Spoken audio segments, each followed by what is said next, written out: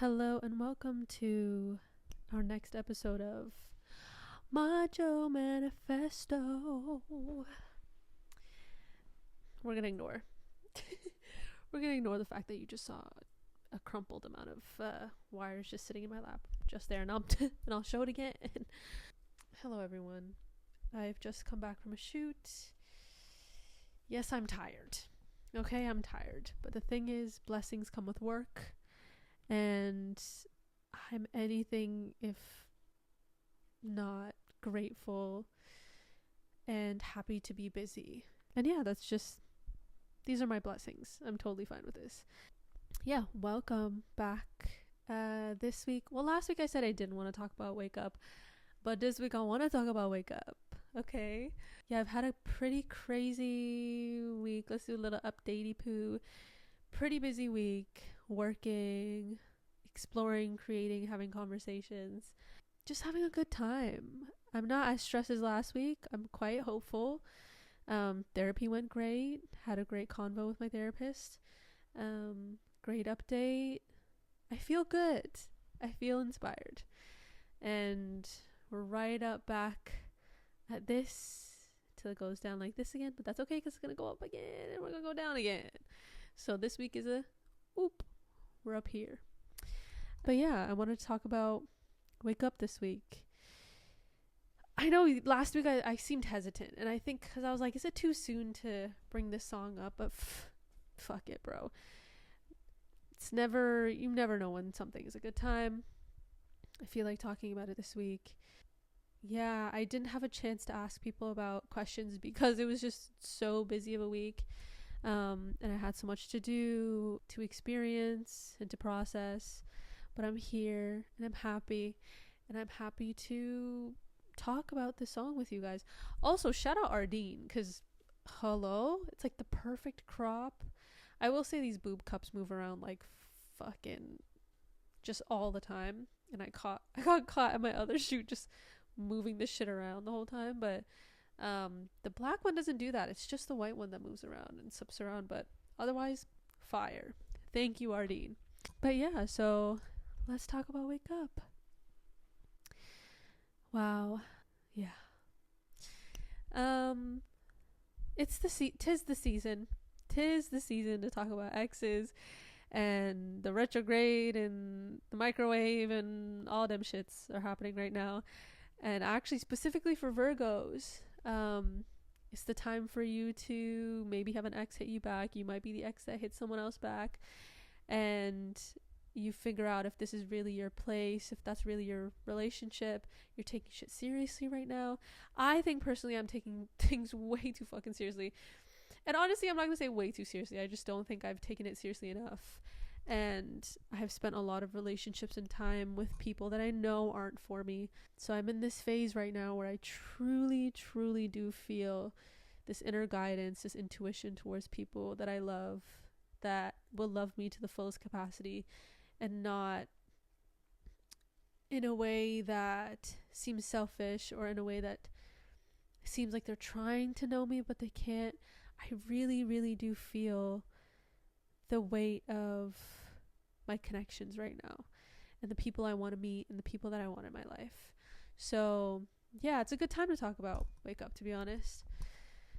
But Wake Up was technically my first love song about somebody that I loved or had a lot of love for. I wouldn't say I was in love with him. I had a lot of love for him. And I think that was like the hardest I've ever tried to love someone, to keep loving them despite the suffering he caused me. that man pushed me to death. That's what I will say. He pushed me to death. But yeah, Wake Up was made probably like a month and a half into our relationship, and it's very, very indicative of what I was experiencing. I was telling my friend Marlene about him and how he was a Gemini, and she said that Geminis live in the ether, and I like wrote it down in my notes or just remembered it. And I remember sitting down and getting this beat from Cam, and he plays some crazy chords. I mean, he's an amazing guitarist. And he sent me this beat, and I sat down and I just wrote it to the beat. But yeah, Wake Up was literally just about that time in my relationship where I was truly bamboozled.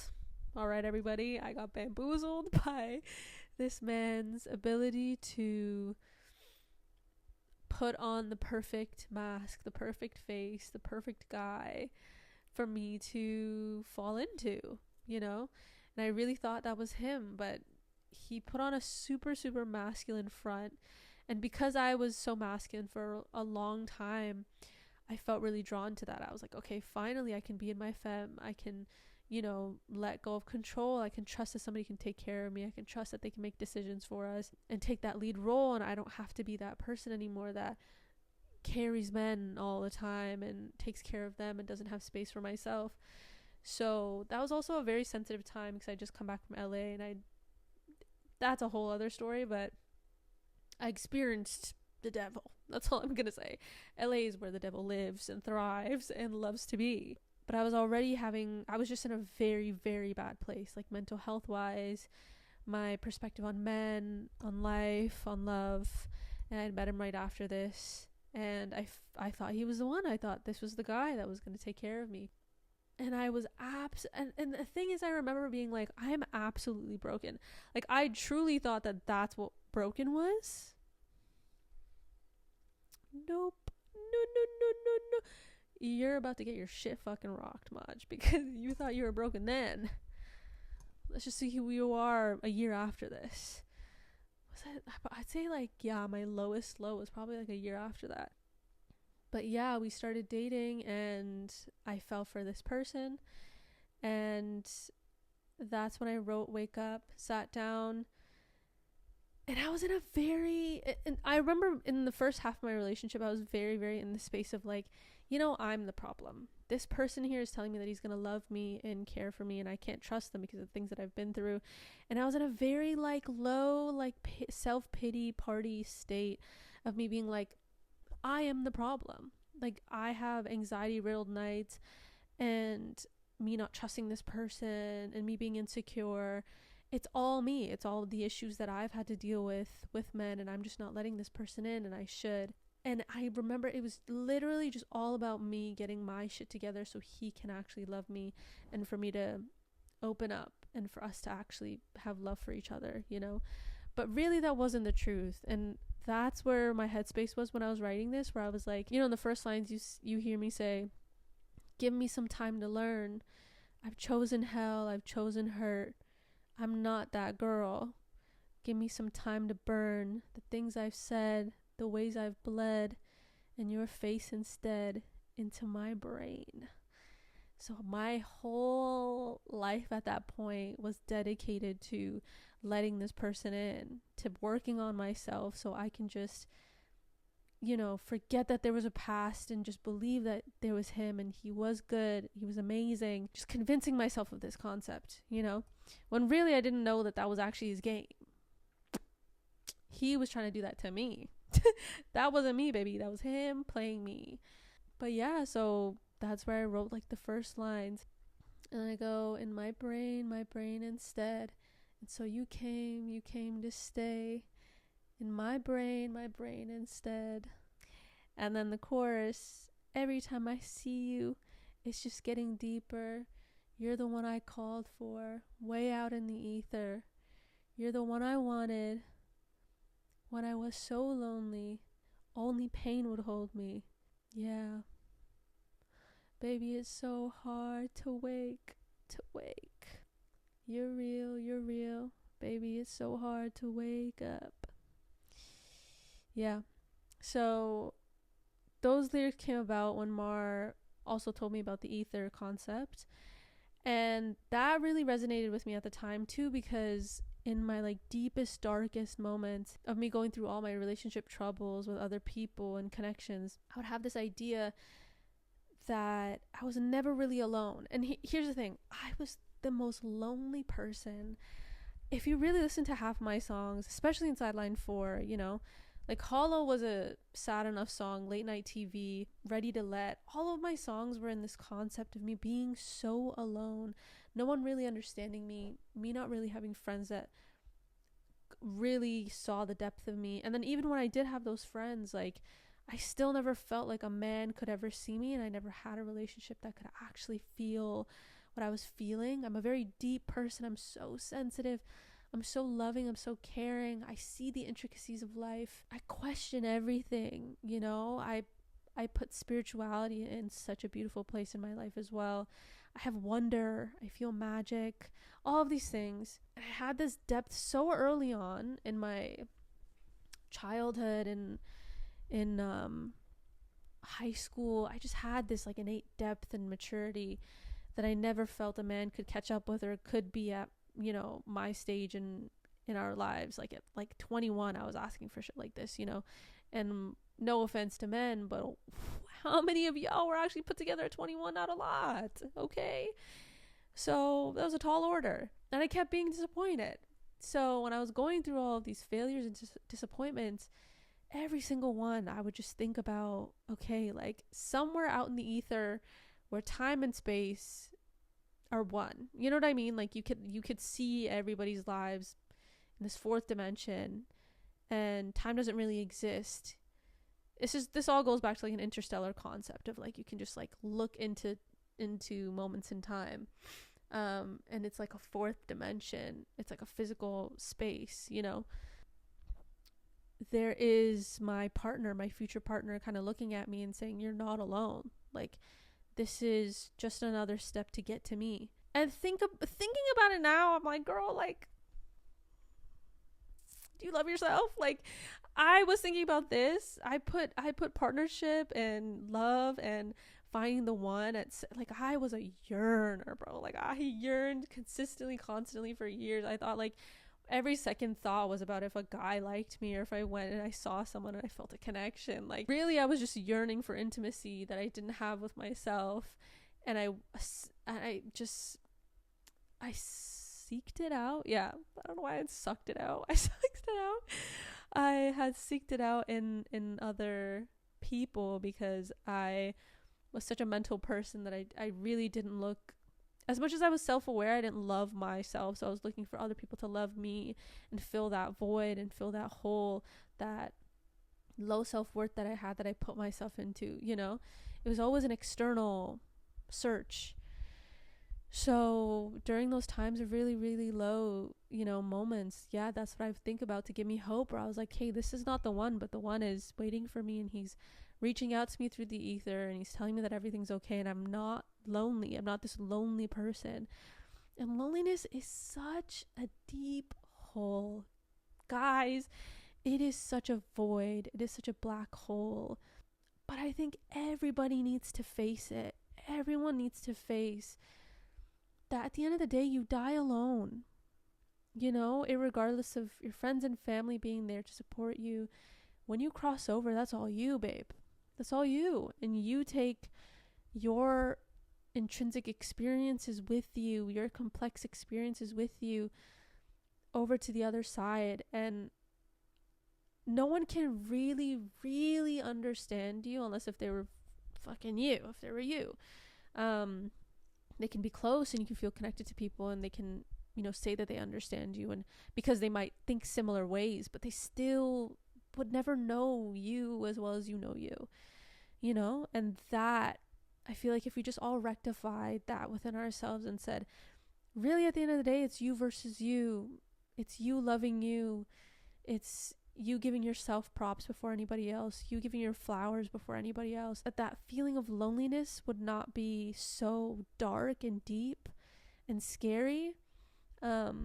Sitting with yourself wouldn't be that scary. Spending time with yourself wouldn't be that scary. Sitting with your thoughts wouldn't be that scary. Like, really, we all just need time to actually sit with ourselves and say, do I like who I am? And it's not about like really intrinsically, like, I mean, sometimes it is just character. Like, do you really like who you are and the way you treat people? And if you're being kind to people, but I think all those things go back to, are you kind to yourself? And that's what I realized. I was like, I was people's biggest critic because I was my own biggest critic, you know?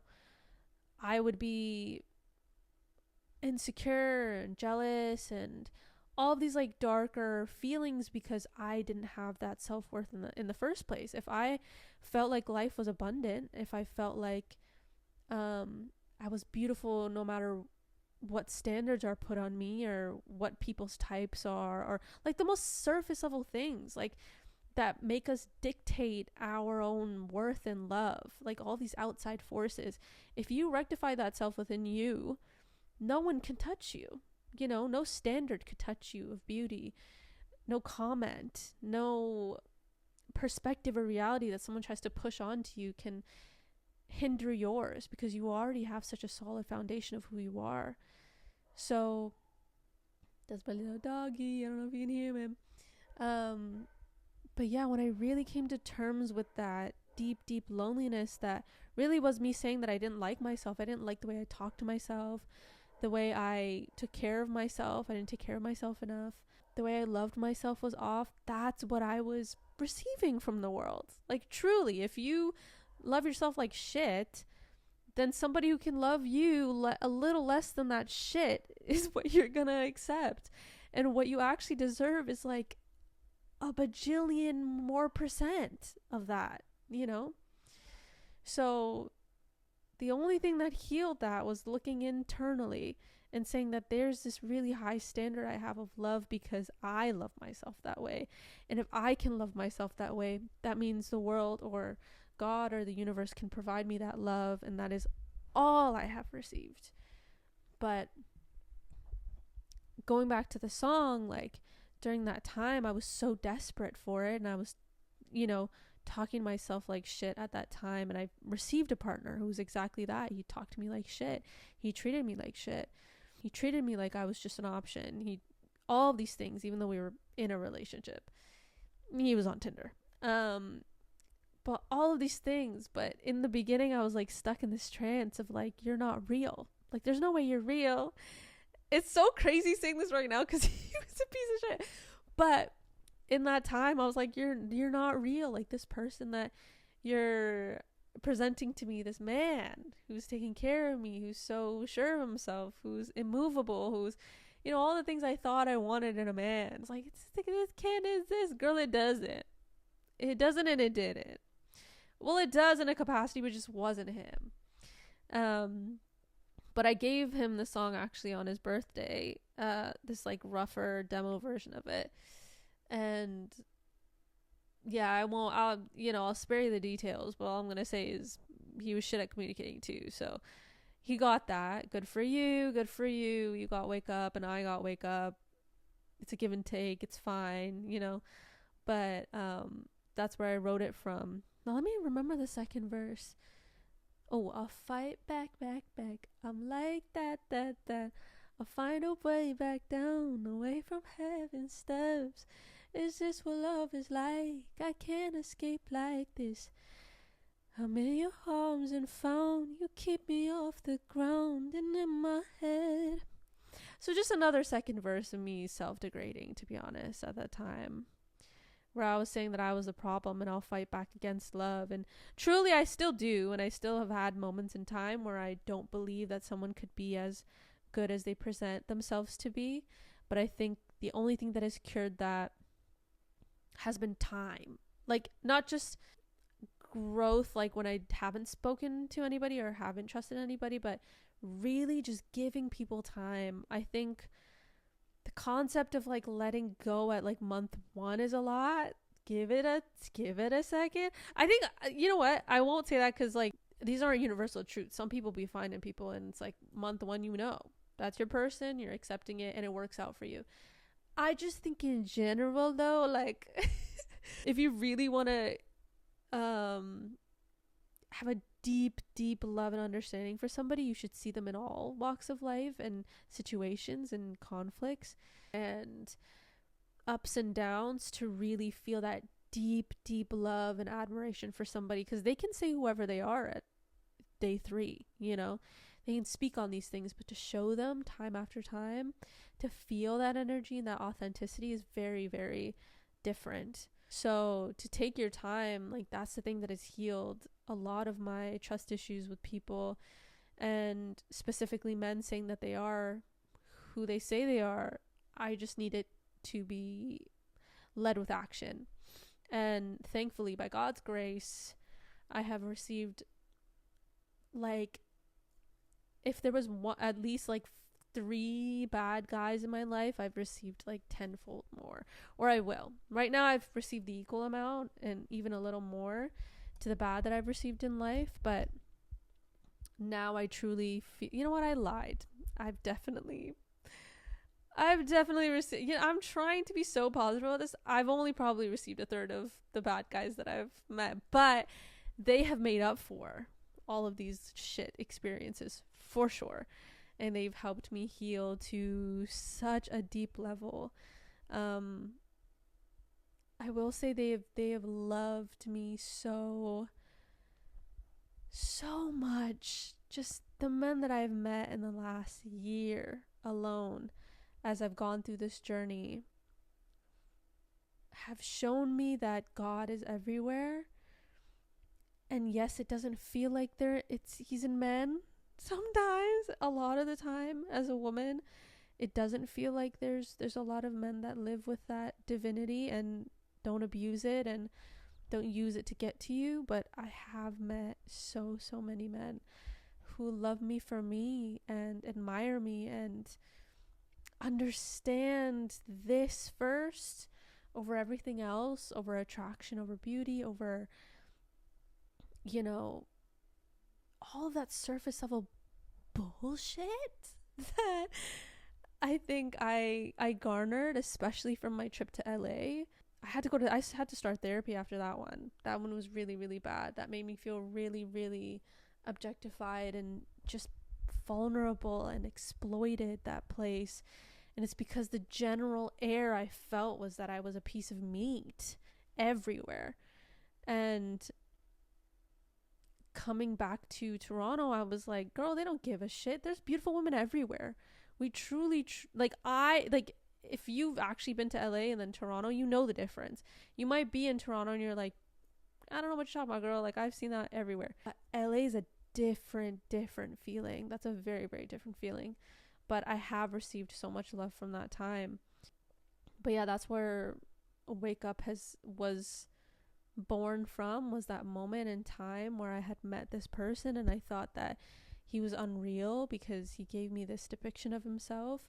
And now it's turned into such a beautiful song. I love Wake Up.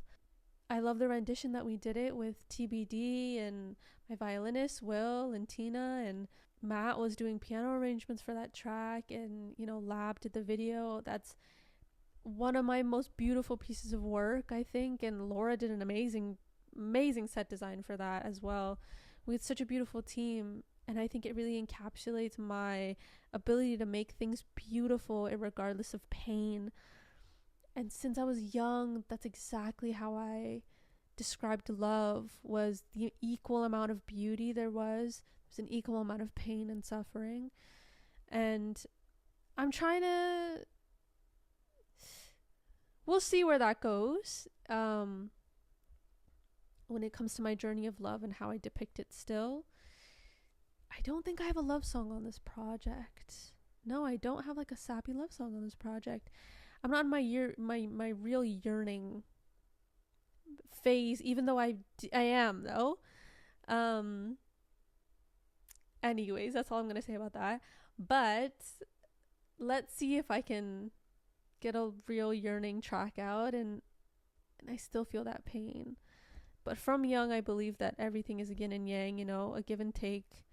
There's good and the bad, and as much as you love someone, that's how much it's gonna hurt if something not goes wrong, but goes the way it should be. And sometimes there's, once again, you grow together, you grow apart, and on that growth apart, there's that pain attached to it, because you love someone and something so much, and that is what you sign up for, But let's see. But yeah, so that's what Wake Up was about. Those are my thoughts on love. I'm trying to think of anything else I can talk about. Yeah, that's basically it. If I have anything else, I'd let y'all know. Yeah, thank you for watching another episode. And I love how more people watched my last episode. It's like fucking almost 30 minutes long. And I thought nobody would watch that because they'd be like, girl, what are you doing? Long form ass content ass bitch. I don't care for all your labels. I'm just a yapper, and I refuse to cut out some of my topics, which I probably should, which I don't want to because I don't give a shit. But yeah, thank you for listening to another episode and giving me your time, your energy, your space, and your love. I'll continue to talk about these topics. Next time I'm going to ask for questions. I genuinely was just, I didn't even know I was coming up to the time where I have to post again. Sunday to Sunday has felt so quickly. I don't know if anybody else has felt how quickly it's gone. I can't believe it's Sunday in 2 days. But yeah, thank you for watching and listening. And I will see you guys next week. I shall be here to discuss love, loss, creativity, artistry. But yes. Thank you. Love you. Bye.